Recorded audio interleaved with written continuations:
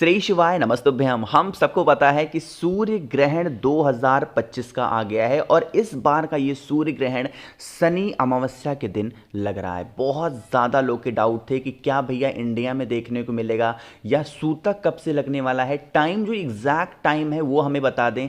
जो गर्भवती महिलाएं होंगी उनको क्या ध्यान रखना है, जो नॉर्मल महिलाएं हैं उन्हें क्या, बच्चे, बूढ़े, हस्बैंड, किन भी लोगों को कौन चीज़ों का ध्यान रखना है, स्नान कब करना है, इन सभी की बात इस पूरी वीडियो में हम लोग करने वाले हैं।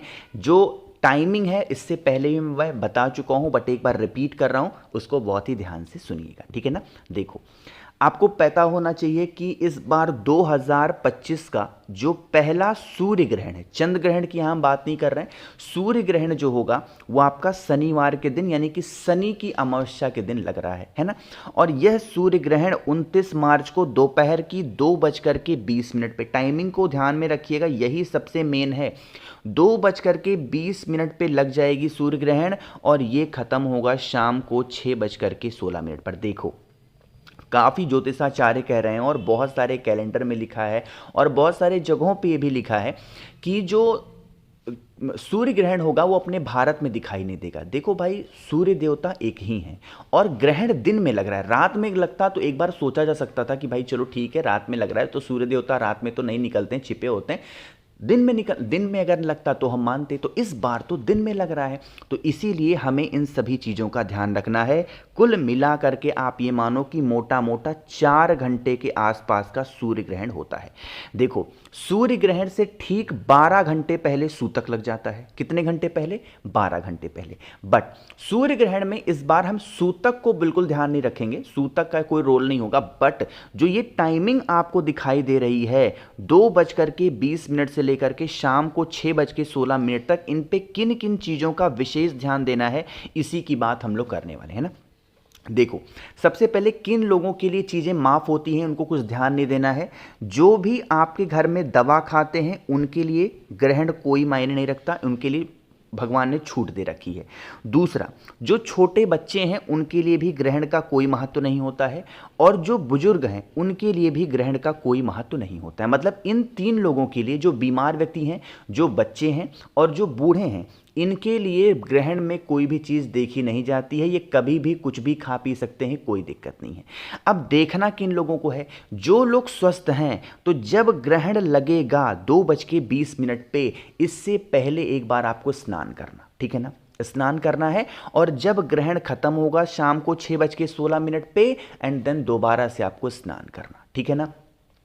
जितने देर तक ग्रहण रहेगी, खासकर जितनी भी गर्भवती महिलाएं हैं, वो महिलाएं किसी भी प्रकार से सोना नहीं है ना, सबसे बड़ा दोष लगता है सोना नहीं है। मतलब अगर मान लीजिए कि आप सो गए, आपके हाथ टेढ़े होके आप सो गए, तो ऐसी मान्यता है कि ग्रहण में सोने वाली महिलाओं के जो बच्चे होते हैं वो ठीक से नहीं होते हैं, उनके अंदर कोई ना कोई प्रॉब्लम्स आ जाती है ना। ये चीज़ों का ध्यान रखना है। कोई भी चीज़ों को, धारदार चीज़ों से, चक्कू हो, ब्लेड हो, कैंची हो, ब्लेड हो, कोई भी चीज़ हो, किसी भी चीज़ को काटना नहीं है। भगवान का निरंतर भजन करने रहना है, भगवान को निरंतर याद करते रहना है, जप करते रहना है। मन हो चलते रहो, मन हो बैठ करके गीता पढ़ो, रामायण पढ़ो, कुछ भी पढ़ो, बट गर्भवती महिलाओं को इन चीज़ों का विशेष ध्यान देना है। 4 घंटे आपके लिए बहुत विशेष होने वाले हैं, अगर सच में आप ये चाहते हो कि आपके बच्चे बहुत निपुण और अच्छे हों, ठीक। दूसरी चीज़, जो लोग स्वस्थ हैं वो भी इस बीच में कुछ भी सेवन नहीं करेंगे खाने पीने का। 2:20 से पहले आपको जो कुछ भी खाना है, पीना है, पी सकते हैं। बट जो लोग दवाएं खाते हैं, उनकी दवा का टाइम हो गया है, तो उनके लिए ग्रहण का कोई प्रभाव नहीं पड़ता। इस चीज़ का विशेष ध्यान दीजिएगा, ठीक है ना। चलो, तो मुझे उम्मीद है कि सारी चीज़ें आपको बिल्कुल अच्छे से क्लियर हो गई होंगी। अब ग्रहण हम लोग का पता होगा कि कैसे लग रहा है, बट अब हम लोग बातें करते हैं। चलो ठीक है भाई, ग्रहण तो लग गया, अब इस ग्रहण से थोड़ी सी, मान लो हमसे कोई मिस्टेक हो गई हो, कोई जानबूझ के कोई थोड़ी काम करता है, बट मान लो मिस्टेक हो गई है, उसी मिस्टेक को दूर करने के लिए हम लोग कुछ उपाय करते हैं ना। चलो, अब पहले उपाय की बात करते हैं। इस उपाय के लिए हम सभी को चावल का एक दाना लेना है, जो कहीं से खंडित ना हो, क्रैक ना हो, टूटा हुआ ना हो, ठीक। चावल के दाने के साथ में आप सभी को एक बेल पत्र भी लेनी है। ध्यान रखिएगा, चावल का दाना हम सभी को कम से कम 3 लेना है ना, एक मैंने बता दिया, कम से कम 3 लीजिएगा, और वो 3 चावल का दाना कहीं से खंडित ना हो। अब एक चीज़ का विशेष ध्यान देंगे, यह उपाय 2:20 से लेकर के 6:16 के बीच में बिल्कुल भी नहीं करना, ठीक है ना। आपके घर में जो मंदिर होंगे उनके कपाट को बंद रखेंगे, पर्दे को बंद रखेंगे, दरवाजे को बंद रखेंगे, इस चीज़ का भी ध्यान रखिएगा, ठीक है ना। तो उपाय कब करना है? शाम को 6:16 के बाद में, जब आप स्नान वगैरह कर लेंगे, एंड देन आप इस उपाय को कंटिन्यू कर सकते हैं, ठीक। अब आपके पास में होना चाहिए एक छोटा सा, इसको मैं जूम करता हूं ताकि मैं समझा पाऊं। देखो, हाँ देखो, आपके पास में क्या होना चाहिए? लाल चंदन। महादेव को कौन सा चंदन प्रिय है भाई? लाल चंदन। तो जो बेल पत्र का बड़ा पत्ता आपको दिखाई दे रहा है ना, इस बड़े पत्ते पे क्या करना है? कुछ इस प्रकार से लाल चंदन लगाना। नीचे के दोनों छोटे पत्तों पे कुछ भी नहीं करना, सिर्फ ऐसे बड़े पत्ते पे लाल चंदन लगाना। लाल चंदन लगाने के बाद में मैंने आप सभी को चावल के दाने दिखाए हैं ना, उन चावल के दानों से ही आपको इस लाल चंदन के ऊपर ऐसे 3 चावल का दाना चिपका देना। अरे चिपका दिया क्या? तो जब चिपका दोगे तो ये क्या बन जाएगा? अरे बताओ भाई, क्या बनेगा? त्रिपुंड। अरे बनेगा कि नहीं बनेगा? देख लो, बन रहा है ना त्रिपुंड। तो आप सभी लोगों को बेल पत्र के बड़े पत्ते पे लाल चंदन लगा करके और 3 चावल का दाना चिपका करके त्रिपुंड बनाना है, और फिर दोबारा से इस बेल पत्र को उठाना है, महादेव के शिवलिंग के पास लेके जाना, खड़े होना, महादेव से यही विनती करेंगे, हे शिव शंभु भोलेनाथ, हमारे घर की, परिवार की ये समस्या है, ये प्रॉब्लम्स हैं, उन समस्याओं से हमको छुटकारा चाहिए, और इस ग्रहण में हमसे जो भी गलतियां हो गई हों, हमें नादान समझ के, नासमझ समझ के आप हमें क्षमा कर दें शिव शंभू। ऐसे प्रार्थना करके और बेल पत्र को महादेव के शिवलिंग के ऊपर रख देना। इससे आपके द्वारा की हुई जो भी गलतियां होती हैं वो क्षमा योग्य मानी जाती है, ठीक है ना।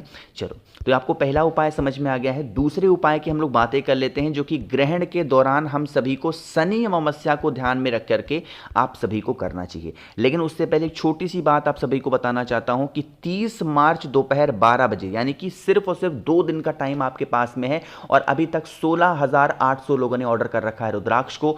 अब आपके पास में मौका है, अगर आप 7 मुखी रुद्राक्ष, जो कि धन प्राप्ति के लिए होता है, और 9 मुखी रुद्राक्ष होता है घर के लड़ाई झगड़े को खत्म करने के लिए, इनमें से कोई भी एक रुद्राक्ष अगर आप मुझसे खरीद लेते हो, तो इसके साथ मैं आप लोग को बहुत सारी चीजें मुफ्त दे रहा हूं। कौन कौन सी? 5 मुखी रुद्राक्ष दूंगा बीमारी के लिए, 3 मुखी रुद्राक्ष दूंगा आपके बच्चों की पढ़ाई के लिए, एक रुद्राक्ष की माला दूंगा जप करने के लिए, और प्लस आप सभी को 50 ग्राम भस्म दे रहा हूं, और प्लस एक नई चीज मैंने इस बार जोड़ रखी है, और वो है एक रुद्राक्ष का फल, और उस फल में से 1 मुखी से लेकर के 31 मुखी तक निकल सकता है। तो इसका लाभ उठाने के लिए आप मुझे व्हाट्सएप करिए जल्दी से, 9005643345 मेरा व्हाट्सएप नंबर है। ध्यान रखिएगा, कैश ऑन डिलीवरी की सुविधा उपलब्ध है, और इस नंबर पे फोन नहीं मिलेगा, सिर्फ आप व्हाट्सएप के थ्रू मुझसे कनेक्ट हो सकते हैं। जल्दी से मैसेज करिए और रेट पता करिए, और आपके बजट के ही होंगे, बहुत ही कम प्राइस में सभी को दे रहा हूं, तो आप भी जल्दी से ऑर्डर करिए, ठीक है ना। अब बातें करते हैं इस उपाय की। मैंने क्या बोला कि आज इस शनि अमावस्या के अवसर पे हम इस उपाय को कर रहे हैं, जिससे घर में हमारे नजर ना लगे। आपको जरूरत पड़ेगी थोड़ी सी पीली सरसों की, बहुत ज्यादा कुछ लेना नहीं है आपको, सिर्फ थोड़ा सा पीला सरसों लेना है, और नमक लेना है, ठीक है। क्या लेना भाई? नमक अगर आपको खड़ा मिल जाता है तब तो सोने पे सुहागा है, बट अगर मान लीजिए कि खड़ा नमक नहीं मिल पाता है आपके पास खोजने पे भी, तो आप ऐसे ही पिसा नमक लेना, थोड़ा सा, 1 चुटकी, ठीक है ना। 1 चुटकी आपको पीली सरसों और 1 चुटकी नमक लेनी है। जो भी व्यक्ति को आपको लगता है कि घर में नज़र बहुत लगती है, उस व्यक्ति के ऊपर से 7 बार घुमाना। कितनी बार घुमाओगे दोनों चीज़ों को? 7 बार घुमाएंगे, क्लॉकवाइज डायरेक्शन में, जिस दिशा में घड़ी घूमती है, ठीक है ना। घुमा दिया, और घुमाने के बाद में आपके घर के आसपास में अगर पीपल का पेड़ हो तो वहाँ पे फेंक के आना, और अगर पीपल का पेड़ नहीं है तो किसी भी हरे भरे पेड़ के नीचे डाल करके चले आना। घर परिवार की जो समस्या होगी ना, वो हमेशा के लिए खत्म हो जाएगी, ठीक है ना। खासकर नज़र, टोने टोटके, ये सब तो कभी लग ही नहीं सकते। शनि अमावस्या का इतना स्पेशल सा और इतना प्यारा सा ये उपाय होता है, ठीक है ना। आगे बढ़ते हैं सबसे प्यारे उपाय की जो कि आप सभी को करना है शहद के साथ में, और ये आपकी इच्छा की पूर्ति के लिए होगा। वैसे जब भी हम शहद का उपाय करते हैं तो क्रोध को ख़त्म करने के लिए करते हैं, बट आज के इस उपाय में हम इच्छा पूर्ति के लिए करेंगे। लेकिन जल्दी से करिए वीडियो को लाइक। जिसने अभी तक चैनल को सब्सक्राइब नहीं किया, मेरी आवाज़ आप पहली बार सुन रहे हैं, चैनल को ज़रूर सब्सक्राइब करेंगे, ठीक है ना। देखो, आपको लेना होगा थोड़ा सा शहद और आपको थोड़ा सा लेना होगा लाल चंदन, ठीक है ना। दोनों को अलग अलग स्थान पे हम सभी को लगाना है। तांबे के लोटे में जल भरना है और पहुंच जाना महादेव के शिवलिंग के पास में। सबसे पहले आपके पास में जो लाल चंदन है ना, वो आप खड़े किस तरफ हो, देखो समझिए होगा, आप खड़े यहाँ पे हो, तो जब जिस तरफ हम खड़े होते हैं, ऐसी मान्यता होती है कि महादेव का फेस किधर हो जाता है, हमारी तरफ। तो जब हम खड़े इस दिशा पे हैं तो इनका उल्टा साइड कौन सा होगा, ये वाला। तो जो लाल चंदन होगा आपको शिवलिंग के पीछे लगाना है, कुछ इस प्रकार से, ठीक। और जो आपके पास में शहद है, उस शहद को अच्छे तरीके से महादेव के शिवलिंग के ऊपर आपको अच्छे से लेपन करना है। चीज़ें क्लियर हो रही हैं। जब इतना हो जाए, अब आप सभी को एक नाम याद रखना है महादेव का, और वो नाम होगा चंपेश्वर महादेव। कौन सा नाम, चंपेश्वर महादेव के नाम से 1 लोटा जल अगर आप महादेव के शिवलिंग के ऊपर समर्पित करते हैं आज इस शनि अमावस्या के अवसर पे, तो आपकी बरसों पुरानी जो मनोकामना होगी वो पूरी ज़रूर हो जाएगी, ठीक है ना। बाकी मैंने कोशिश की आप सभी को सब कुछ अच्छे समझाने की। वीडियो पसंद आई हो तो लाइक करिएगा। कुछ पूछना है, नहीं समझ में, नीचे कॉमेंट सेक्शन में पूछें। और मेरे जितने भी भाई बहन आवाज़ आज मेरी पहली बार सुन रहे हैं, चैनल को ज़रूर सब्सक्राइब करेंगे। श्री शिवाय, नमस्तुभ्यम।